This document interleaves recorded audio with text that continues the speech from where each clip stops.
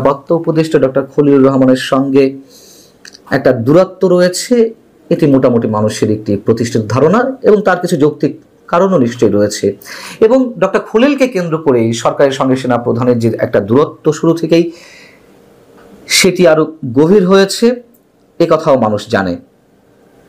এমন একটি অবস্থার মধ্যে একজন ডেপুটি নিয়োগ দেওয়া হতে যাচ্ছে এই পদে, অর্থাৎ ডেপুটি ন্যাশনাল সিকিউরিটি অ্যাডভাইজার বা উপজাতীয় নিরাপত্তা উপদেষ্টা পদে নিয়োগ দেওয়া হতে যাচ্ছে, যেমনটি শোনা যাচ্ছে গুঞ্জন আকারে, অবসরপ্রাপ্ত লেফটেন্যান্ট জেনারেল আবু তোয়েব মোহাম্মদ জহিরুল আলমকে। এবং ভারতের অন্যতম প্রধান গণমাধ্যম ইকোনমিক টাইমস থেকে শুরু করে বিভিন্ন গণমাধ্যমে এ ধরনের একটি রিপোর্ট এসেছে, যেখানে বলা হচ্ছে যে লেফটেন্যান্ট জেনারেল জহিরুল আলম প্রধান উপদেষ্টার খুব কাছের মানুষ, হতেই পারেন, অস্বাভাবিক কিছু না। তাছাড়া আমাদের প্রধান উপদেষ্টা তো তার মুখ চেনা মানুষগুলোকেই সরকারের বিভিন্ন পদে বসিয়েছেন, উপদেষ্টা পরিষদের প্রায় সবই তো তার মানুষ। আর জেনারেল জহিরুল আলমের বাড়ি চট্টগ্রামে, প্রধান উপদেষ্টা চট্টগ্রামের বাইরে খুব বেশি আসতে পারেন না, তার জন্য কষ্টসাধ্য হয়ে পড়ে, এটিও সত্য কথা। কিন্তু এখানে বলা হচ্ছে যে তিনি নাকি আমাদের বর্তমান স্বরাষ্ট্র উপদেষ্টা জেনারেল জাহাঙ্গীর আলমের ব্যাচমেট, যদিও আমি জানি যে তিনি আমাদের স্বরাষ্ট্র উপদেষ্টার অনেক সিনিয়র। এবং 2001 সালে বিএনপি যখন ক্ষমতায় ছিল তখন বিডিআর এর প্রধান হিসেবে কাজ করেছেন এবং তিনি হামদর্দ বাংলাদেশ লিমিটেডের ট্রাস্টি বোর্ডের একজন সদস্যও ছিলেন।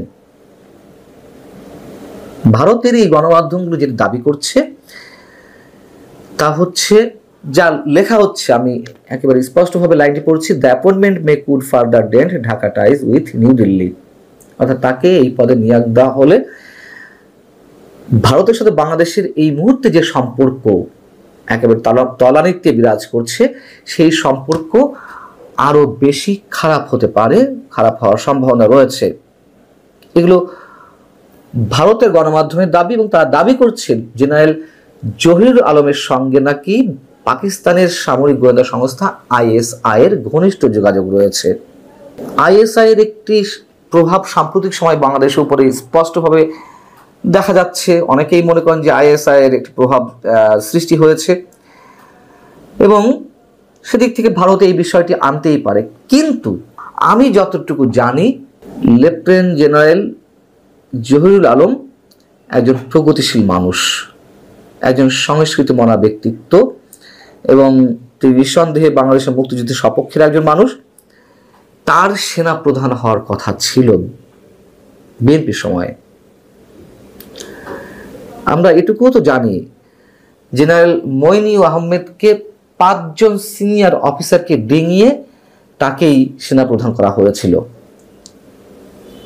এবং সেই জায়গা থেকে একটা প্রশ্ন তো খুব যৌক্তিক আকারে উঠতেই পারে, যদি আমার কথাগুলো সত্য হয়ে থাকে তাহলে ভারতীয় গণমাধ্যমগুলো এমন তথ্য দিল কেন, বা তারা এমনটি দাবি করছে কেন? আমরা বিষয়টি খুব ভালোভাবে জানি না যে তারা কেন জেনারেল জহিরুল আলমকে এইভাবে চিত্রায়িত করার চেষ্টা করছে। তবে যে প্রশ্নগুলো উঠতেই পারে, যেহেতু তার সেনা প্রধান হওয়ার কথা ছিল, অনেক সিনিয়র মোস্ট পার্সন পেশাগত জায়গা থেকেও, তাকে কেন উপজাতীয় নিরাপত্তা উপদেষ্টা পদে নিয়োগ দেওয়া হবে? অথবা তিনি নিজেও এই পদে আসার জন্য আগ্রহী হবেন কিনা? দ্বিতীয়ত,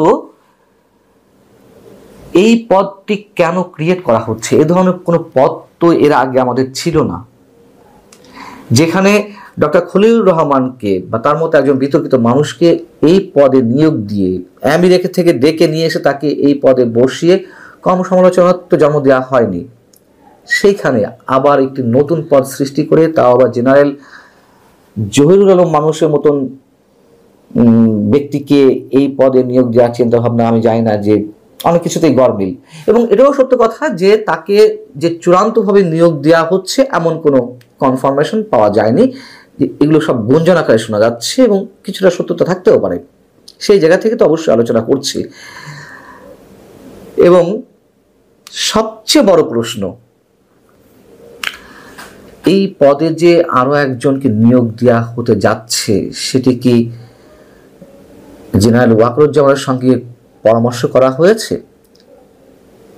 অনেকেই বলতে পারেন যে কেন সেনাপ্রধানের সঙ্গে যোগাযোগ করতে হবে বা তার পরামর্শ নিতে হবে। নিশ্চয়ই প্রয়োজন নেই। আমিও মনে করি যদি কিনা এটি স্বাভাবিক কোনো রাজনৈতিক সরকার হতো।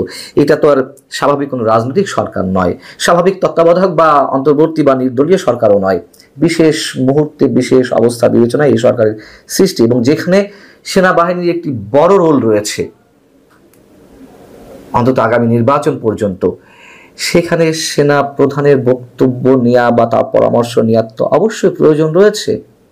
এবং যা করা হয়নি ডক্টর খলিলুর রহমানের ক্ষেত্রে, সেই জায়গা থেকেই তো একটা দূরত্ব সৃষ্টি হয়েছে সেনা প্রধান বা সেনাবাহিনীর সাথে বর্তমান সরকারের।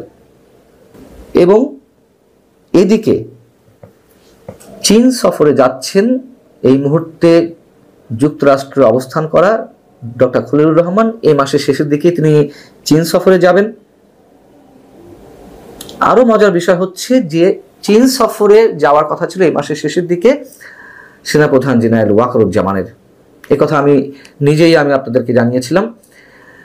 তার সফরের আগে চীন সফর করার কথা ছিল ডক্টর খলিলুর রহমান। এর মধ্যে তিনি ইমার্জেন্সি কাজে হুট করে, সেটাও আর এক প্রশ্নবোধক বিষয় যে কেন তিনি হুট করে যুক্তরাষ্ট্রে ছুটে গেলেন। যাই হোক, মজার বিষয় যদি বলছিলাম বা অবাক করার বিষয়, সেনাপ্রধানের যাওয়ার কথা ছিল চীনের পিপুলস লিবারেশন আর্মির আমন্ত্রণেই এই মাসের শেষের দিকে, কিন্তু সেনাপ্রধানের সেই সফর বাতিল হয়েছে। ডক্টর খলিলুর রহমানই চীন সফরে যাচ্ছেন। এখন কেন তিনি চীন সফরে যাচ্ছেন যেটি ধারণা করা হচ্ছে, অনেকেই বলছেন যে সম্ভবত সোকল্ড মানবিক করিডোর ইস্যুতেই কোন ধরনের কথাবার্তা বলতে তিনি চীনে যাচ্ছেন। যদিও প্রধান উপদেষ্টা বলেছেন, আবারও মনে করিয়ে দিতে হয়, ঈদের আগে তিনি জাতির উদ্দেশ্যে ভাষণে বলেছিলেন যে এটি চিলে কান নিয়ে যাওয়ার মতো অবস্থা, এটি একেবারেই গুজব। নিশ্চয়ই গুজব নয়, এখনো আমরা মনে করি নিশ্চয়ই গুজব নয়। হয়তো সরকার পিছু হটেছে সেনাবাহিনীর প্রবল আপত্তির মুখে। স্পষ্টভাবে তো সেনাপ্রধান জানিয়ে দিয়েছিলেন যে নো ব্লাডি করিডোর। এখন আমাদের প্রধান উপদেষ্টা ঠিকই মন্তব্য করেছেন, করতেই পারেন, কিন্তু অনেকেরই ধারণা যে এটি একেবারেই যে ক্যান্সেল হয়ে গেছে তা নয়। এবং যুক্তরাষ্ট্রের যেহেতু এজেন্ডা, যুক্তরাষ্ট্র তার বার্মা অ্যাক্ট অনুযায়ী মিয়ানমারে প্রবেশ করবেই, মিয়ানমারে আধিপত্য তারা সৃষ্টি করবেই, এটি তাদের মোটামুটি চ্যালেঞ্জ। সেই জায়গা থেকে এই বিষয়গুলো এখনো ডেড হয়ে যায়নি,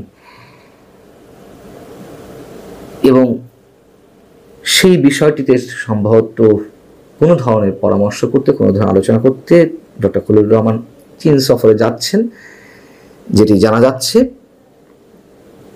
যেহেতু সেনাবাহিনীর তীব্র আপত্তি রয়েছে এই বিষয়ে, বন্দর ইস্যুতেও তো ছিল, তারপরেও চট্টগ্রাম বন্দর ডিপি ওয়ার্ল্ডের হাতে ছেড়ে দেওয়া হচ্ছে বা সেই উদ্যোগ এর মধ্যে সম্পন্ন হয়েছে, নানান ধরনের কথা শোনা যাচ্ছে। তাছাড়া প্রধান উপদেষ্টাও স্পষ্ট করে বলেছেন যে এটি করা হবে। সবকিছু মিলিয়ে সামনের দিনগুলো নিশ্চয়ই আমাদের জন্য একেবারেই চিন্তামুক্ত বা অস্বস্তি মুক্ত এমনটি দাবি করা যাবে না।